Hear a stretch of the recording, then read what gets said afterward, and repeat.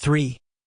Penetration of monopolists into the state apparatus during the Second World War. War and monopolies. War and preparation for war are crucial for maximizing monopoly profits, leading to increased subordination of state power to monopolies during wartime. State monopoly union. The merging of state power and monopolies intensifies during war, with monopolists openly penetrating the state apparatus. Nazi Germany. The Nazis facilitated the dominance of monopolists, with industrialists taking key state roles. This included figures like Alfred Hugenberg, Hjalmar Schacht, Hans Kurl, and Wilhelm Kepler holding significant economic and political positions. Monopolists in politics. Many monopolists served in diplomatic and military roles, such as Ribbentrop, Luther, Gesch, and von Schroeder, showcasing the intertwining of business and state interests. Nazi Party and financial oligarchy. Nazi leaders became closely tied with the financial oligarchy, and the principle of Führerism was implemented, making capitalists Führers in the economy. Japan's personal union. Similar to Germany, Japan saw a personal union between monopolies and state power during World War II, with key figures from concerns like Mitsui and Mitsubishi occupying governmental roles. Japanese government and monopolists.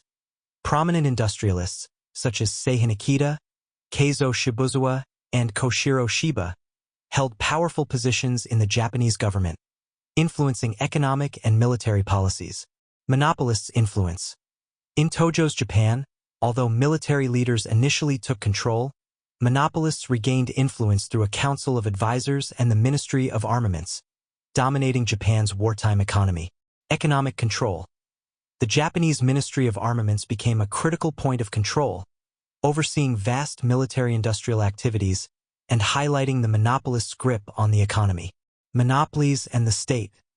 The relationship between monopolies and the bourgeois state is characterized by increasing organizational integration. Largest monopolies are given state functions, such as distributing military orders and managing raw materials. Heads of monopolies are vested with state powers and are seen as economic representatives of the state. State support for monopolies. The state actively strengthens and expands monopolistic associations and creates new ones, promoting concentration and trustification. State economic bodies are established as intermediaries between the central state apparatus and monopolies. Monopolies in war economy. During war, the state apparatus becomes more subordinate to monopolies. In Germany, during World War I, cartels and syndicates formed the military economy's basis, further strengthened by forced cartelization laws. Military joint stock companies emerged as supersyndicates, bridging monopolies and state military regulatory bodies. Nazi Germany and monopolies. The Nazis reinforced monopoly dominance with laws favoring large capital. The 1934 Decree on the Organic Construction of the German Economy established imperial economic groups controlled by monopolists. Business organizations were restructured to further monopolistic control, with industry leaders heading imperial economic groups. Japanese monopolies. In World War II, Japanese cartels performed government functions, with control associations led by zaibatsu heads. These associations absorbed smaller firms and aligned with state power, controlling economic activities and resource distribution. Monopolies in the USA and UK. In the USA during World War I and World War II, monopolists controlled war industry directorates and procurement, using the state for profit. Parliamentary investigations into monopolistic control often ended without significant action. In the UK, monopolists held key positions in wartime control bodies, using their roles to strengthen monopolistic influence.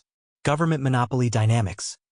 The dominance of monopolists in central state apparatus facilitates the economy's subordination to monopoly interests.